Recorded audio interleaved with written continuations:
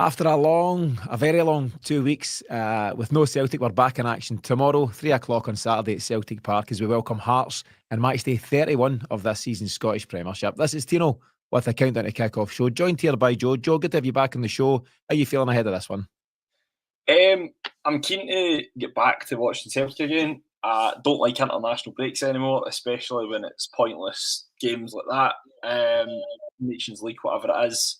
But yeah, just glad to get Celtic back. It's just obviously a bit annoying from the sense of the last game that we played that wasn't obviously didn't end in the best way. So yeah, it's really important for a reaction. We're heading at the home straight end of the season. So yeah, win this game, we're one step closer to the title. Absolutely. Brendan Rodgers said it's a potential of 10 games to go, 8 league games, and all going well, 2 games in the Scottish Cup. We've got that semi-final in April against St Johnstone. Hopefully we're back in May for a final, but we'll get to all of that in due course. In the meantime, the manager, Joe, was talking about how he's keen now, given that long couple of weeks, and it has been a long couple of weeks, he's keen now to draw a line under that. And actually today, Friday, was the first time that he had all the players back. You know how it works at Celtic. There's various guys away on international duty, guys like Maeda and Hatate and Yang, obviously travelling that bit further. But today was the first day they were all back, and the players and the manager will be understandably really keen to get back to it and put that one to bed. Yeah, I suppose it will. It's obviously I think to give Celtic a lot of credit, I think the fixtures, especially that they had, it was a very heavy schedule they had post, even like in the lead up to Christmas and beyond. That, I mean, it was 3 months of really, really intense load of fixtures where there's travelling involved, but also when it's here at Celtic, doesn't matter who you're playing, there's an expectation to win. So I think there will almost be some sort of a reset. And again, having all those players back, obviously they're clearly good enough to play for their respective international teams that, yeah, it'll be good to get them back. And yeah, I'm looking forward to tomorrow. I think there should be a new lease of life in the squad. There's guys that have been dipping in and out and not getting a lot of minutes. There's guys coming back from injury. So yeah, it should be interesting to see who he starts and yeah, how really everyone fares up. Yeah, and we'll get to the lineup just shortly, but he's got more options than he did have last time around. Various guys coming back from injury, and we'll cover that and then some. A couple of guys missing through injury, notably. Just to finish on the Rangers chat, he said now, I'm paraphrasing, but his job now is to lead. After such a defeat and after such a frustrating defeat, his job is to lead and for the players to show why they're 13 points clearing and to bounce back accordingly. And I think that's what we will see. The last question he was asked on it was about Cherny spraying the water and all that kind of stuff and his thoughts on it. He wasn't really getting drawn too much, but he did say it was disrespectful. And it was disrespectful, but there's not a great deal Celtic can do about that till we get to Ibrox in April and maybe be a wee bit disrespectful ourselves. So we'll get to all of that in due course. Joe, in terms of availability for this one, so yeah, there's 4 players, I think, that are back available that weren't available for the Rangers game, notably Callum McGregor as the captain, Paulo Bernardo back from injury, James Forrest back from a fairly lengthy layoff as well, and Austin Trusty. How important will it be with what could be a tough game against Hearts? How important is it to have those options to call upon? Oh, but really important. Guys, like obviously, it goes without saying about Callum McGregor. I think it really shown how important Callum McGregor was after his absence in the derby, given that he wasn't playing. He was playing pretty much every week prior to that, albeit not playing particularly well. He obviously is going to be a massive boost his coming back. I think having guys like Trusty back and Bernardo back, it's obviously good for depth, but I mean, in Trusty's sense, it obviously fills that void of having to play Nawrocki in that derby and sort of thrown in from the cold. It brings us that bit of stability back, which is I don't think we'd really had going into that game against Rangers. So, yeah, really important. It's guys that have earned the right to be in our team and be playing every week. And yeah, I think it will definitely be a boost for us from a depth point of view as well. It's a squad game. We can use 5 subs. We've not really got any room for passengers when the way the game's going now. You're more often than not going to use your 16 players at any given time. You need a strong squad. So guys like Bernardo, Trusty, McGregor, using McCowan probably more in a more less reliable role coming off the bench. Yeah, it's definitely something that we're probably missing the last few weeks. But yeah, yeah, I'm looking forward to seeing James Forrest as well. He's always can be relied upon in some way. So it'll be good to see all those guys back and see what they can bring.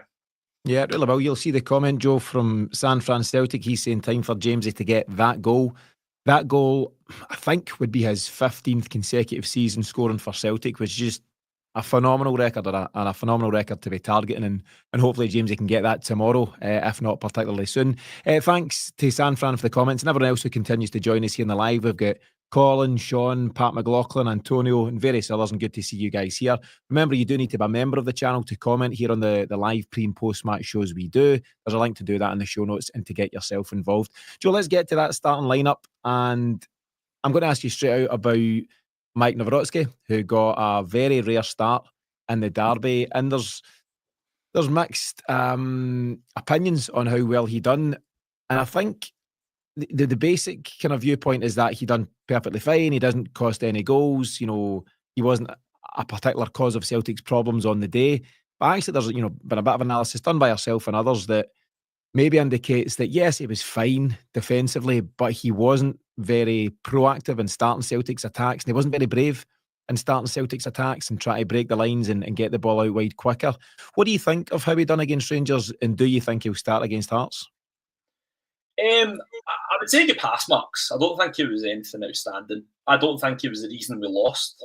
I don't think by any means. I don't think it was really. It could really be attributed to any of the goals that we conceded. I think he done okay.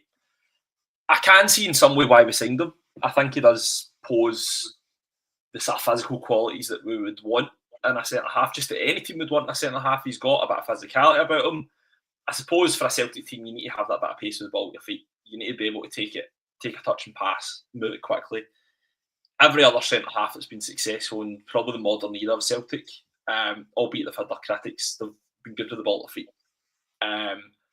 But not only technically good, but they're also able to match the intensity that we want to play at, and they set the intensity that we want to play at. So I can see from a defensive point of view why £4 million is probably a reasonable price now, for this day and age. But is it the answer going forward? I don't think so. I think Rodgers has probably seen enough of him in training to make that judgment himself. And I think tomorrow, I think we'll probably end up seeing less of him, which is a shame for him because I don't really think he's done an awful lot wrong.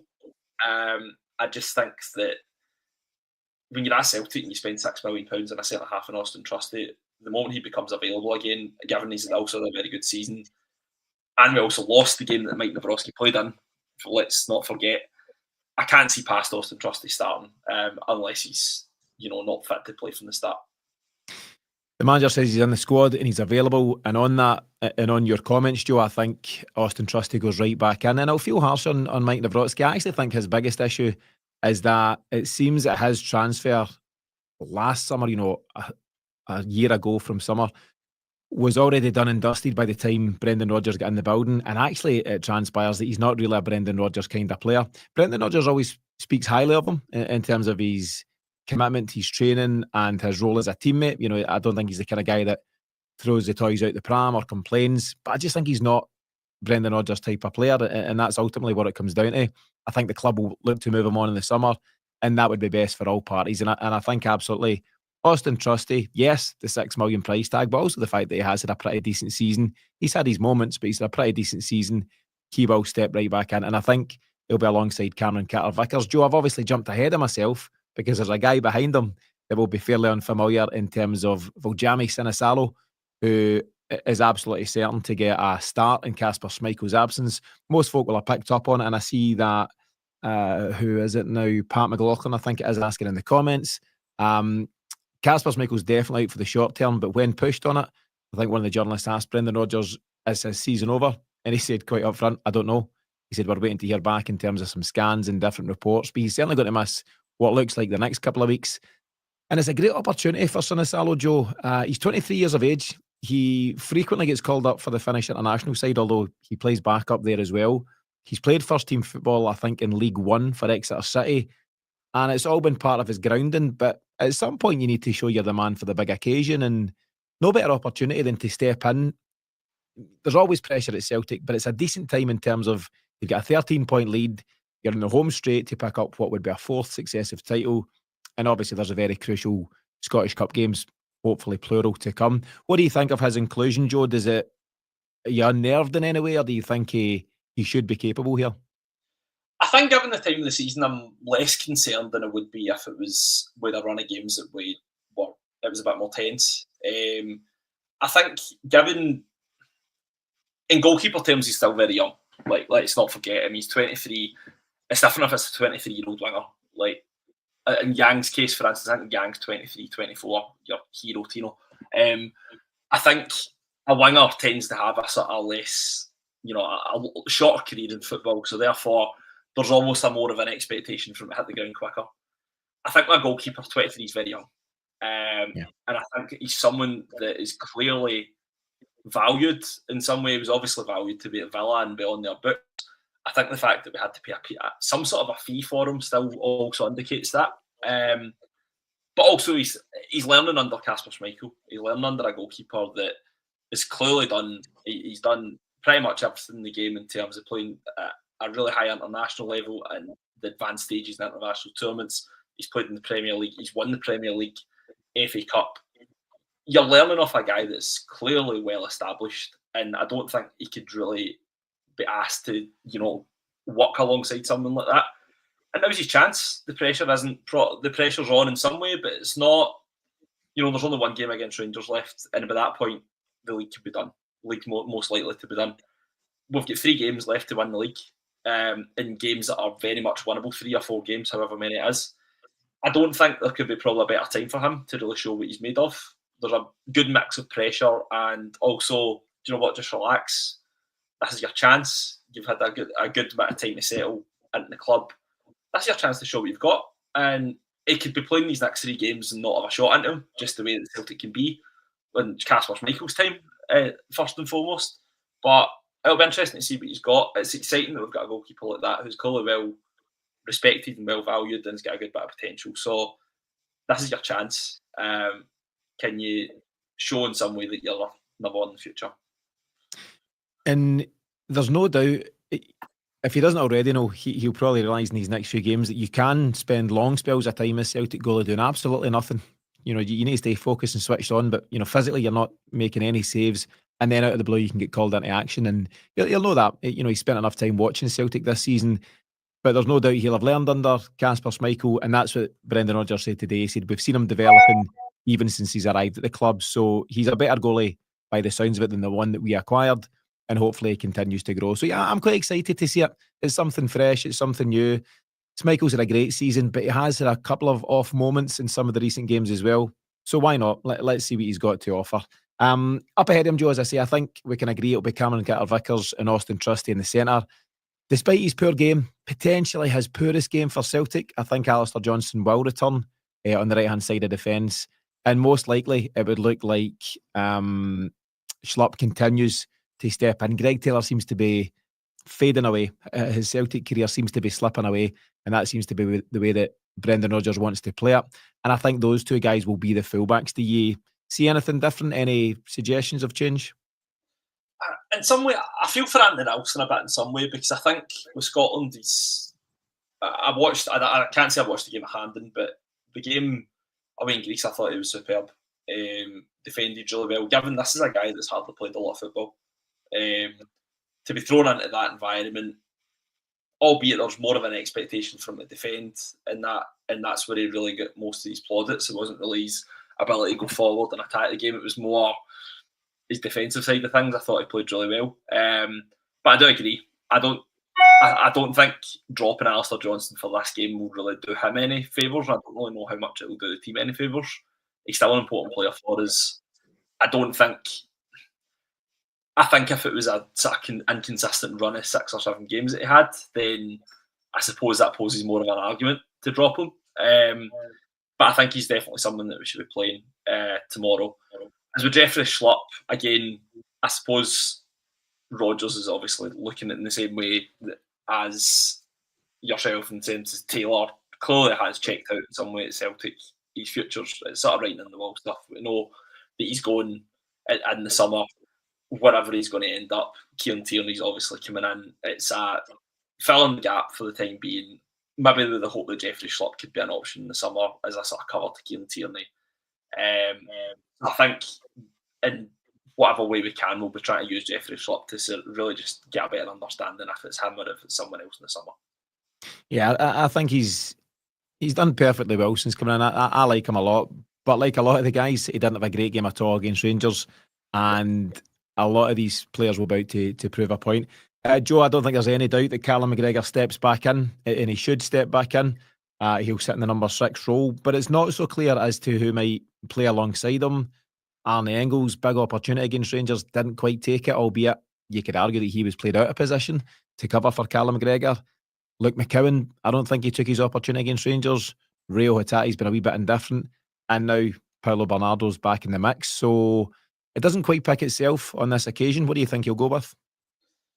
For me, in some ways it does, because I think the problem with Rangers was that it didn't seem like there was anyone that took ownership of that number 6 role. Now, whether it's a Rodgers thing or whether it's just a general that we just didn't set up well on the day, I don't think anybody was really settled in that holding position. So I actually thought Rodgers got it wrong personally against Rangers, and I don't think it really helped the case of McCowan, Engels and Hatate, because it was almost as if they were just taking it in shifts to fill that Callum McGregor void.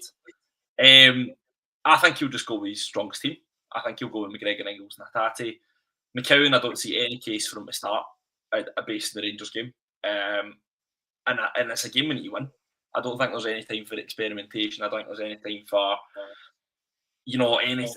any sort of like giving Bernardo a chance to get back into it. Bernardo's not played for 6 or 7 weeks, so I don't really know if there's any real reason why we would throw him in from the start. And Engels and Hatate, again, the same case with Alistair Johnston, that it's probably the first bad game in a while.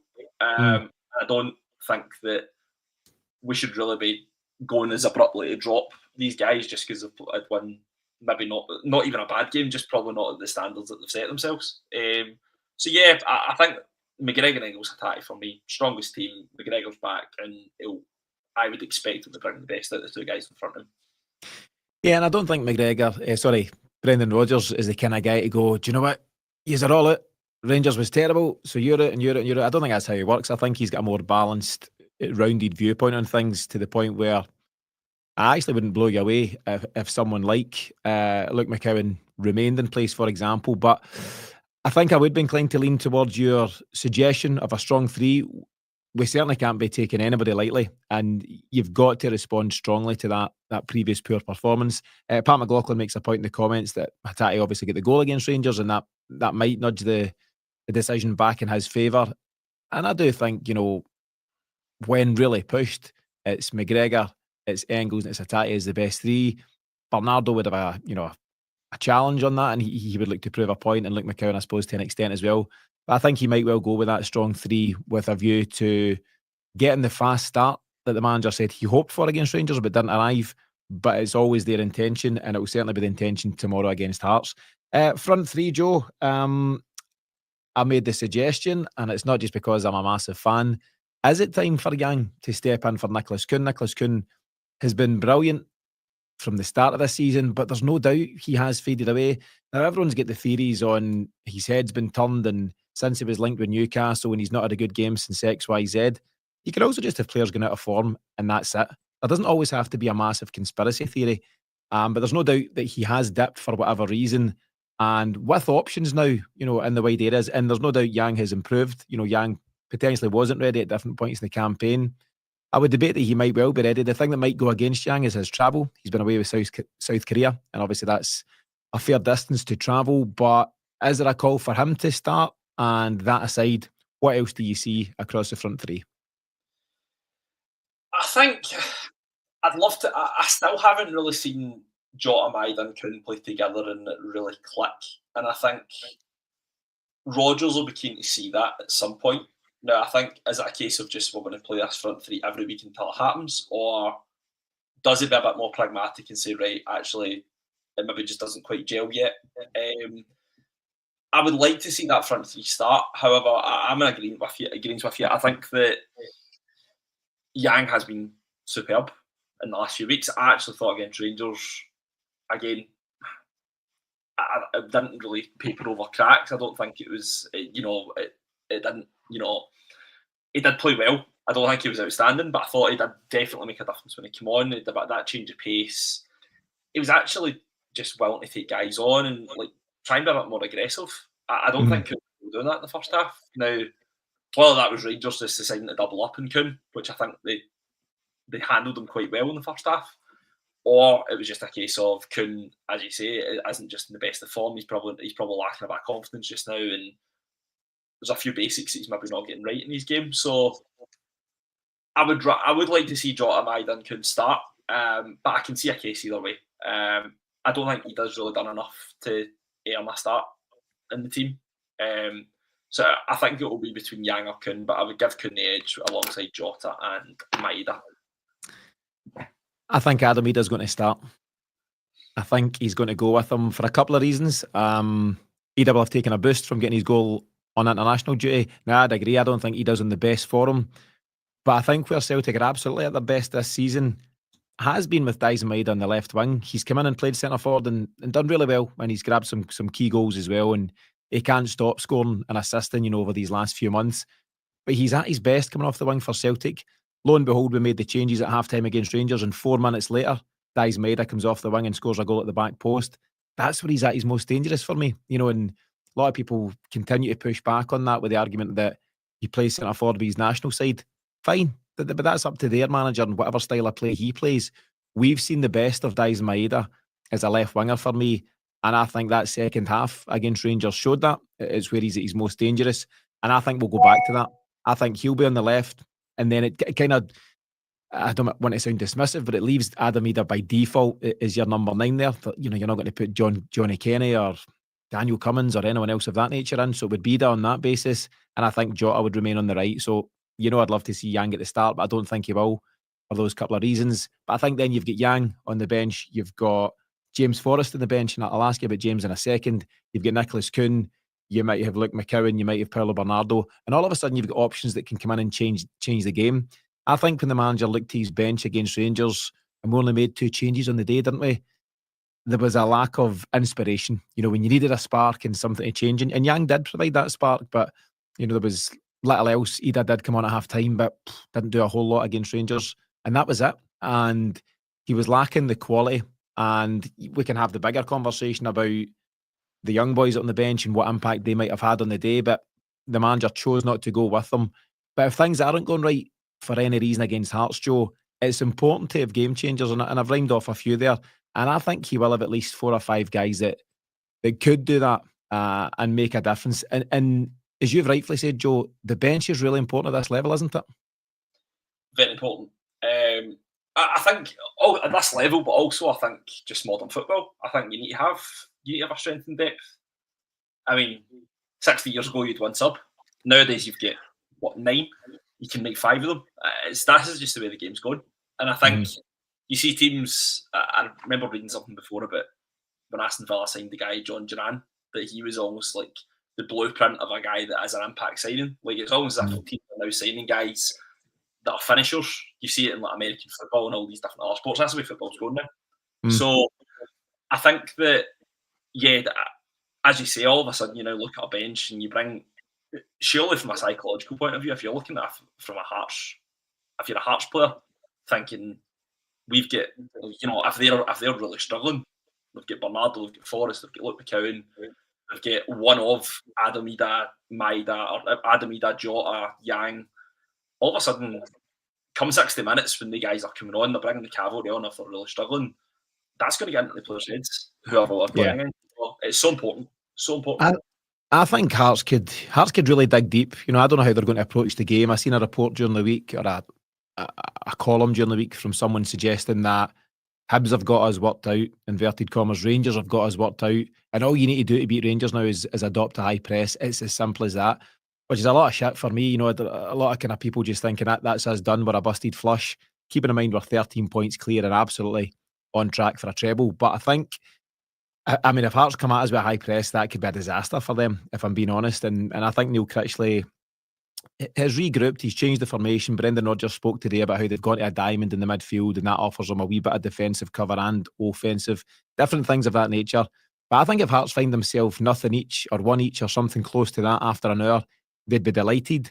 But then, as you say, Brendan Rodgers then turns to the bench and goes, right, you lads have done your job, and now I'm going to bring on Jota or Bernardo or one of these quality options. And for a Hearts player, they'd go, that's a shift for us. We've put in an hour of really hard work here, and they're bringing on international footballers to have an impact. And I think that could play its part. And on that, Joe, then, I mentioned James Forrest. He's been missing for a number of games. He is targeting this, I think it's 15 consecutive seasons scoring for Celtic. He's been such a huge part of things. And actually, like all good players, you notice how good they are when they're missing. And James Forrest, for a lot of us, myself very much included, I thought he was done at Celtic. I thought a year and a half, 2 years ago, it was all over. And he played such a huge part. Around about this time last year, actually, at this stage of last season's campaign, James Forrest really came back to the fore and reminded everyone what he's got to offer. And I think we could be in for another reminder over the next few weeks of just how important he still is to this Celtic side. What do you think?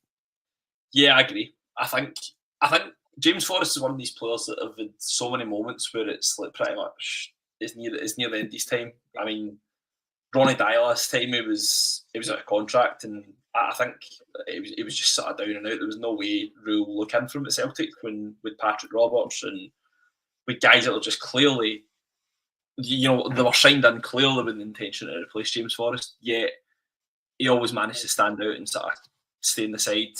Andrew's side as well, where not once did ever anyone really dismiss his professionalism or how much of an impact he has in the squad. He's still there. He's still making an impact. I think if we really wanted rid of James Forrest, we would have done it a long time ago. And yet, testament to him as well. I mean, I seen something the other day. I mean, he is one of the most decorated players in British football, world football, never mind just Celtic's history. He's really, and full credit to him because he's been there throughout, I say ups and downs, but like he's been in the forefront of our success in the last 15 years. And yeah, I hope he does get his goal because I think he's someone that you can't. I don't think it'll be very easy to replace. Albeit you could argue his better days will be behind him, even despite the fact he's coming back from injury and we haven't seen him play for a while. With his age, yeah, he's going to probably end up slowing down a bit. But I hope he does get on. I hope he does get his goal. And full credit to him, who I would now consider, a modern day Celtic legend. I don't think many folk would argue with you, Joe, and I think it stands at 24 trophies for Celtic, one behind Bobby Lennox, which there's no shame in that either. So I think he absolutely is a modern Celtic great. And I think James himself would probably agree that his best days are behind him, but that doesn't mean to say there's not a few good days ahead. They might be a wee bit fewer and further between, but he still has an impact to play. And impact's the word. I think that's what he can now be for Celtic. I think there's a comment come in from Pat McLaughlin saying there's maybe one more year left for James. I think that's okay if we get this season and the full of next season and we'll see where we land with it. But he's the kind of guy that absolutely can come in and he can do one or two things. If you're trying to see out a game, he's really good now, really good at retaining possession. He's very mature with the ball, doesn't force the issue. But if you need him to try and create something, certainly an assist or grab a goal of his own, he's also got that in the locker, if you're chasing something. So he's very valuable. And you made the point, Joe, that the modern game has changed and that you do have guys that maybe make a living, John Duran, Villa at the time, or Adam Ida now at Celtic. Some guys can become impact players. And I know that everybody wants to start. That's the modern game. But it's a squad game more than it ever has been. And you could argue that it's unfair on other clubs that don't have the resources we have here in Scotland. But the rules are the rules. We don't make them. But it certainly plays into Celtic's hand that we can have these guys in the bench. Expensive, reserves to have, 9 million or whatever in terms of Adam Ida. But if Adam Ida is the guy that continues to come on and score those crucial goals when, the game's kind of late on or the opposition is tired and we win 1-0 or we win 2-1, we grab a Scottish Cup final thanks to Adam Ida's late introduction, for example, then that's okay. That's a job in modern football. And it's then up to the manager to manage that player, in terms of his expectations and let him know why he's not starting a certain game and to keep him motivated and all those different things. And you might well have seen Adam Ida's comments on Brendan Rodgers, how he gave him his love back for the game. He was speaking just during the week. Brendan Rodgers has given him his love back for the game.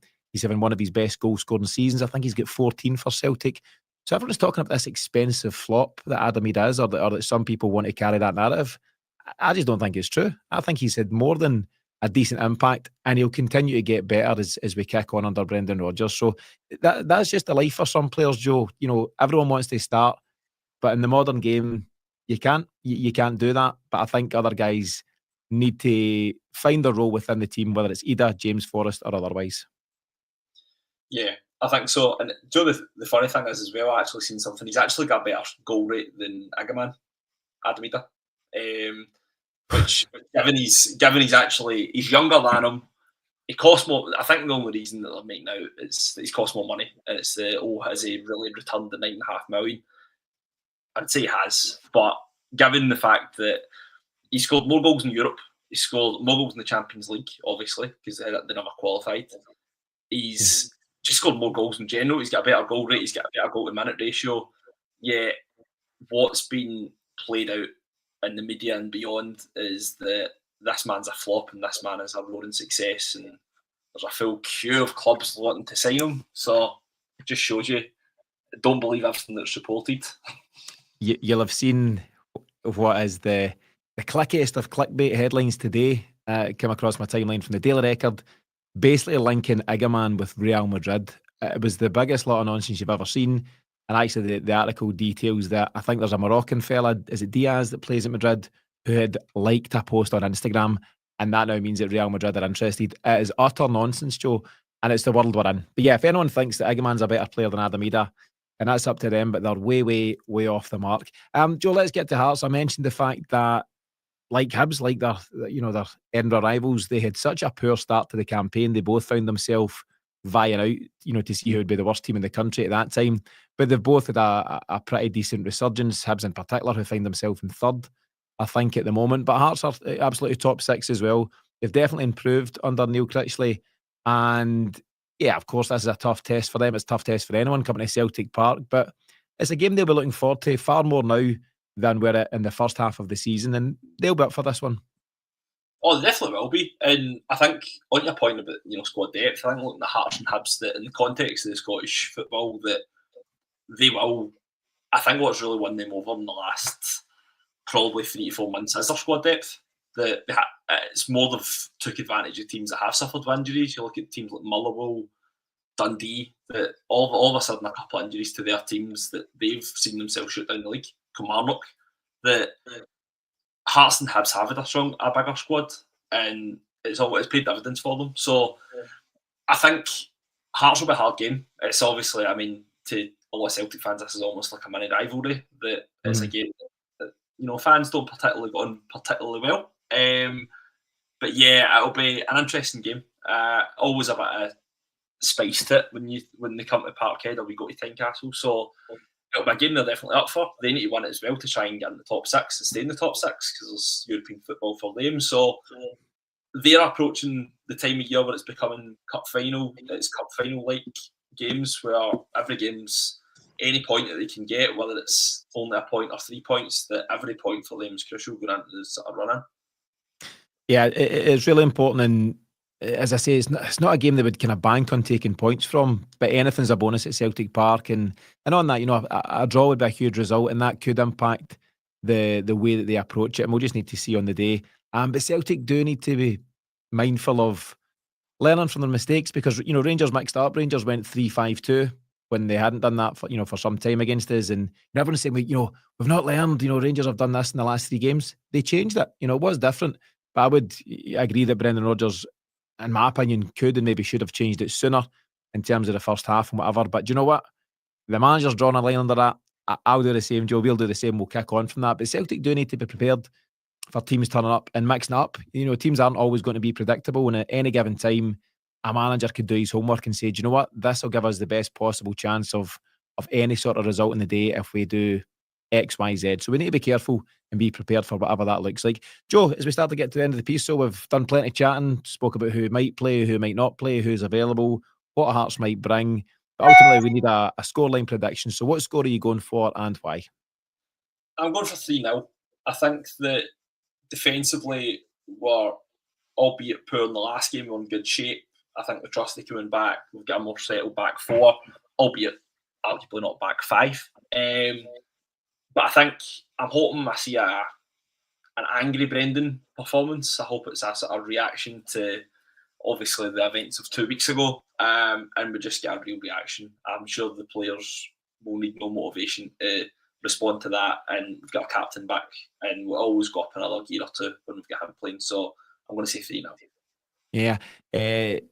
San Fran's come in. He's gone a bit more than you. He's gone for 5 now, which is interesting. And I'm somewhere in between you. I'm going to go for 4 now. I think Celtic will be hurting from that last result. And the most frustrating thing, or certainly one of the most frustrating things, was having to wait this 2 weeks. And I think Celtic will be chomping at the bit, whether it's the starting 11 or the guys that come off the bench to have an impact on the day. You mentioned Angry Brendan, and I think we're all for that. I done a recording, don't know if you've watched it yet, with the guys from the Pittsburgh CSC. We spoke to them last week. That episode went live on Wednesday, and I was speaking to Sean, Patrick and Clinton from the group, and Clinton in particular. The guys were all good fun, but Clinton says one of his favourite things in football is angry Jota. He likes when Jota's get the bit between his teeth, and he's seen a wee bit of that just at the start of that second half against Rangers. But I think you're going to have a raft of Celtic players who will be, angry is maybe not the right word, but certainly driven, focused, and really keen to right some of the wrongs of that result the other week. A couple of other scorelines coming in. Shane over in Boston, Shane O'Sullivan, good to see him. He's gone for 3-1 Celtic. Pat McLaughlin's gone for 3-0. So most folks so far going for a clean sheet for Sinisalo, but Shane thinks we might concede one. Joe, it's one to look forward to. You know, we could have any fixture, you know, whether it be a Ross County or a Kelly or whatever. I think Hearts, where there is that wee bit of needle, there always has been, is a good one for Celtic to come back to. I think it's a game to look forward to. You and I will both be there if we can make it in time based on some other commitments. But for now, your final thoughts ahead of match day 31. I'm now in the mindset of we're nearly there. Like we've got 7 games left in the league. I'm hopeful, obviously, tomorrow that we get the result that everyone is looking for. Performance, obviously, more important, even more important as well. But yeah, look, we've nearly won the league. Like, I think it's been played out as in some way been a disaster for Celtic the last couple of weeks. But we're nearly there. We need 1, 3 or 4 more games and then we're there. And it starts tomorrow. The whole cliche, 4 cup finals, but let's win all 4. Get the job done. And then whatever happens beyond that, we'll take from there. Yeah, I think the manager will absolutely have, you know, done a reset of sorts today. As I mentioned, he said they had that team meeting this morning to address the Rangers game and then to draw the line under it. And I think at that point, you press reset and say, okay, so it's 8 games, Joe, 8 league games. And as I say, hopefully those two cup games to look forward to. So there's a real focus for what, you know, could be a 10-game mini campaign. And if you do that right, you know, and continue doing the things that have put you 13 points clear and have put you in a semi-final and have won your League Cup already, then there's another treble on the cards. It's as simple as that. And it's not cocky, it's not arrogant, it's just real. It's just, you know, it's where Celtic find themselves. And it's now absolutely in our gift to go and do what we know we're capable of. Starting with tomorrow, starting with this game against Hearts and getting the 3 points that gets us firmly back on track. Joe, thanks for joining us here on a Friday afternoon. Looking forward to the game tomorrow. Thanks to everyone who continues to join us here on the live and to support the Celtic Exchange. Remember, if you do want to back us throughout the rest of the season, there are links to do so in the show notes. We'll be back on Sunday with the final whistle show from this one. But in the meantime, hopefully another big day at Celtic Park. We'll see you all again really soon.